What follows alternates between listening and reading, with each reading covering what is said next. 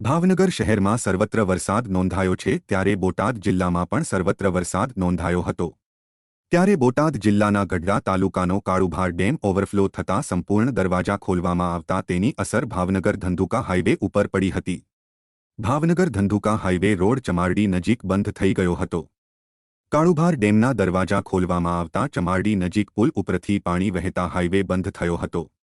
વહેલી સવારે પાણી વહેતું હોવાથી હાઇવે બંધ કરાયો હતો। જો કે પાણી ઉતર્યા બાદ આ માર્ગ પુનઃ શરૂ થઈ જતો હોય છે। જો કે પાણીમાં ફસાયેલા લોકોને રેસ્ક્યુ કરીને સલામત બહાર કાઢવામાં આવ્યા હતા।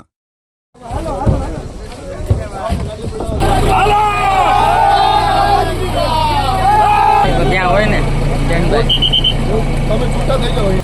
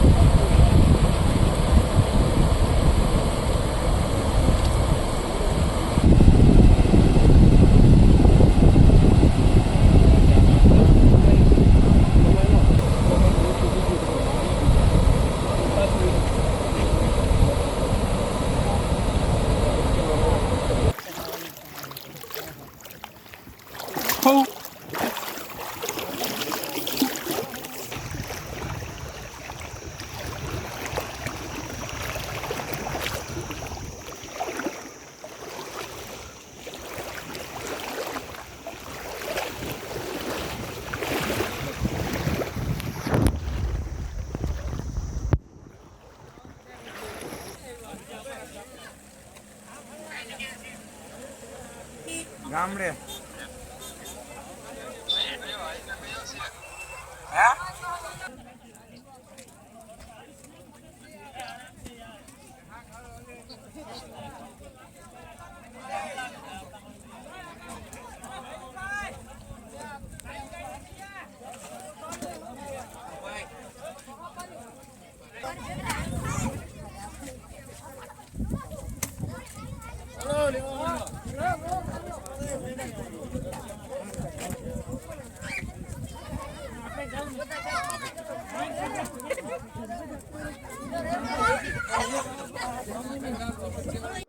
અત્યારના છે ને બચાવ કામગીરી બે જગ્યાએ મુખ્ય ચાલી રહી છે।